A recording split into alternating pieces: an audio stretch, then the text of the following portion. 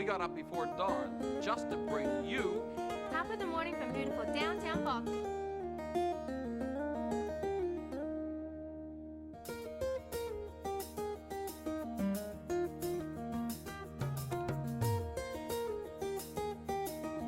Hi, the top of the morning. The top of the morning to all of you. Hi, top of the morning. Top of the morning.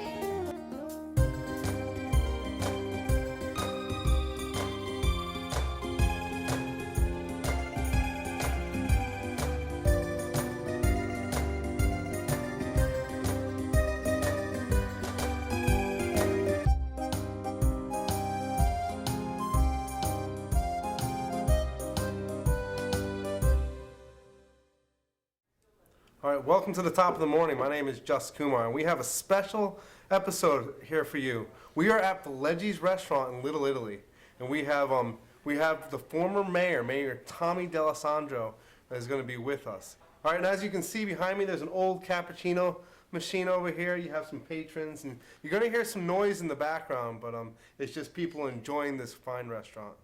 All right, well, before I personally interview him, we had him talking candidly about various topics, so have a look at this. Chrissy is her name, said she knew your dad and that she has a picture of you and she wants me to go videotape her showing a picture of her and your dad. Is that right? And she's like 80 years old and she's talking It was a about plate. a plate. For the wedding. Oh, yeah. My father and mother were traditional in sending a plate to anybody who got married or a christening, and that's what she probably got. Yeah, so she's very proud of that. But so you want to talk about your father a little bit? Well, my father was a great guy. My father served in the House of Delegates for 8 years, the City Council for 4 years, the Congress of the United States for 12 years, Mayor of Baltimore for 3 terms, 12 years. He served as a member of the Federal Renegotiation Board for 8 years. He was appointed by President Kennedy, and he served for about 8 years on the Parole Board of the State of Maryland. He was appointed by Governor Mandel. He lived a very full life. He was born and raised and lived on Albemarle Street all of his life. He was raised at 235 Albemarle Street, and he died at 245 Albemarle Street. All right, well, I hope you're enjoying the show. We're over here at Valeggie's with former Mayor Tommy Delasandro, so stay tuned. We'll be right back.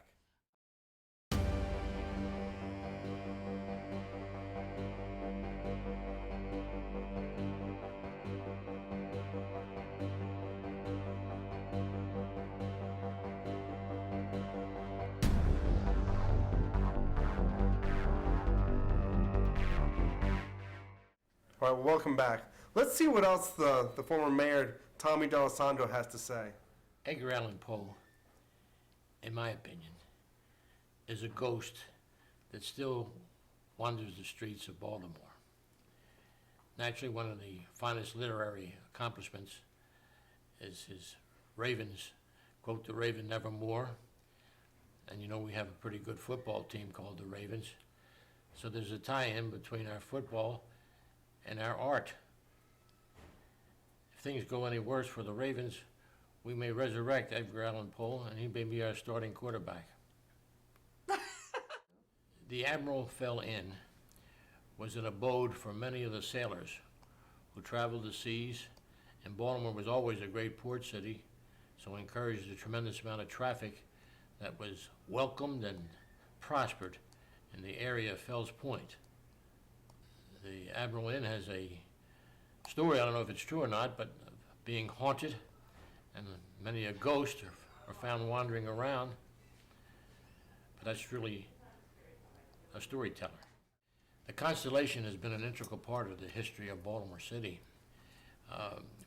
We've housed or birthed the Constellation for many, many years, and then a time came when whether or not it was worth keeping the Constellation, or as one of our local politicians drew reference to the fact we ought to take it out into the middle of the Chesapeake and destroy it, sink it. But thank God that didn't prevail. It was a tremendous civic effort to restore the Constellation to its present form. And it's probably one of the most historical visiting points for tourists in our city. that we in Baltimore are proud of the McCormick Spice Company, whose origins were in the inner harbor along Light Street near the intersection with Pratt, but strictly on Light Street. I knew Mr. Charlie McCormick, who was one of the founders and the director and the vision for the McCormick Company as we know it today. And we've always been proud of their position in the business community and the contributions that they make to this city. The Baltimore fire of 1904 destroyed almost all of downtown Baltimore, especially the business district, and was threatening the Little Italy section of Baltimore City where we're taping this interview. And we in the St. Leo Parish maintained that St. Anthony converted a miracle here, performed a miracle here. The fire swept through downtown Baltimore and was threatening the residential area of East Baltimore. Had it crossed the Jones Falls, it would have struck the same area.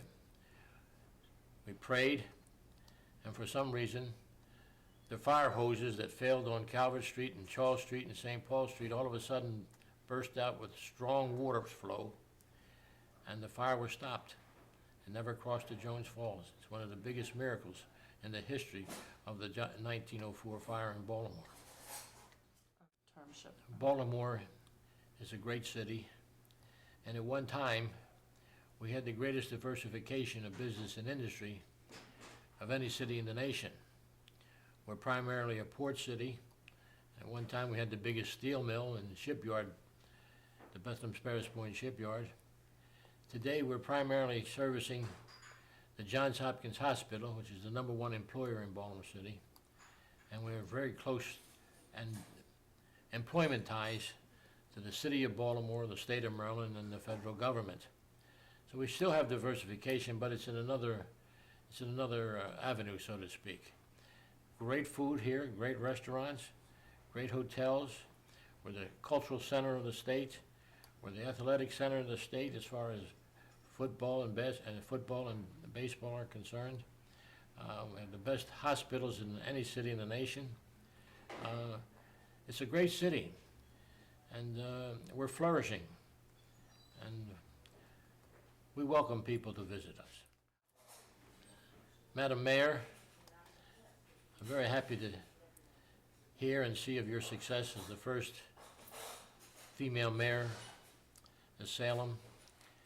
We too here in Baltimore have our first female mayor, Mayor Sheila Dixon, who's a tremendous lady, and as you know, my sister Nancy Pelosi is the Speaker of the House. So we congratulate all the women who've made that accomplishment. All right, well, I hope you're enjoying the show. When we come back, I'm going to have a personal interview one-on-one with former Mayor Tommy Delasandro. So stay tuned.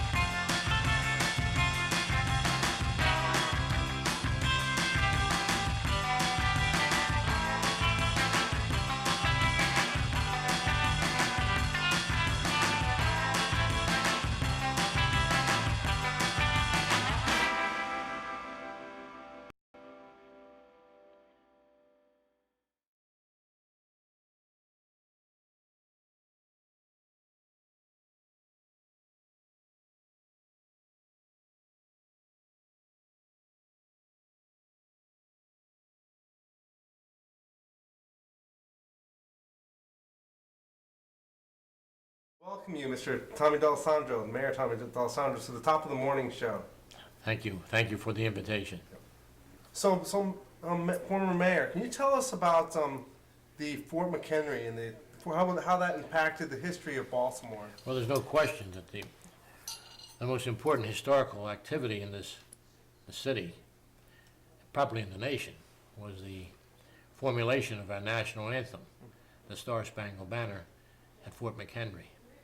It's a great tourist attraction even now, but I would like to see it expanded. I'd like to see a little ship out in the inner harbor at the outskirts of the Chesapeake Bay where Francis Scott Key was actually standing watching the fight at Fort McHenry, where he wrote the Star Spangled Banner. I think if we can combine the fort and this ship, it would be a terrific acceleration of the kind of tourists that we should have in that area. That's our biggest. Whenever the national anthem is sung, knowing that its roots are in Baltimore, we can all be proud. Yeah. Speaking of roots in Baltimore, well, can you tell us a little bit about back in the day when you were... Well, Baltimore's always been identified as a city of ethnic backgrounds. Tremendous diversification. Irish, Italians, Poles, Lithuanians, Germans, blacks. And it's been that way from its very inception. This was an immigrant city. People, once they got here, stood here. And different conclaves.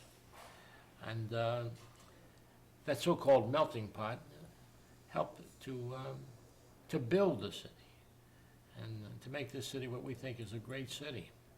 Now, with the passing of time, the makeup of the city has changed. Tremendous expressways and highways and urban sprawl has put most of the population in wheels, and they travel and set up their residence outside the city. But we are growing in Baltimore City. We lost some population in the years going by, but we're growing. We're coming back. We have extensive urban renewal all along the shoreline. Tremendous growth, commercially and residentially. And we still are in the center for medicine, for the arts, for health. So Baltimore's on the move. Baltimore City of the future. And it's in the hands now of a great mayor, Sheila Dixon, who has had 12 or 14 years of experience as a member of the city council and the last 7 years as president of the city council. So she has the knowledge and the wherewithal to move this city ahead. All right, well, you might hear some background music. We're over here at Velleggi's. It's a great Italian restaurant. It's a great area to be, the Little Italy. You know, tell us about Little Italy. Well, I was born and raised in Little Italy. Oh, wow. And in those days, Little Italy was strictly a residential community. 95% of Italian-American extraction. But as the years pass by, Italian food is a magnet. It draws people from all over the city, all over the Mid-Atlantic states to come to eat. And the growth of the restaurants are such that from 2 or 3 that I knew in my young days, it's now about 27 restaurants in a 6-block area, which is really a tourist attraction for Baltimore. And with that, some of the residential flavor is now missing, and it's strictly commercial. But it's still a great neighborhood. Yeah. We're all tied into St. Leo. Yeah, your whole family's political involvement here in Baltimore has done so much for the city of Baltimore. So we thank you and your whole family. Thank you for those comments. All right, so can you tell us something about your sister, Nancy Pelosi? Well, Nancy was born here in Little Italy. She went to school to the Institute of Notre Dame under the auspices of the School Sisters of Notre Dame. And when she graduated from there, she went to Trinity College in Washington, where she met her husband, Paul Pelosi. They married and have 5 children, and he resided in San Francisco. She followed him to San Francisco, where she set up her adult life. And it was there that she got interested in politics after her family grew, went to college and all that. And she was elected to the Congress in 1987, and she's been there ever since. She's held all the power positions in the Democratic caucus and now she's the Speaker of the House. This is a great state, and this is a great city, and they're in the hands of leadership of capable people who are facing up to their responsibilities and trying to solve the problems.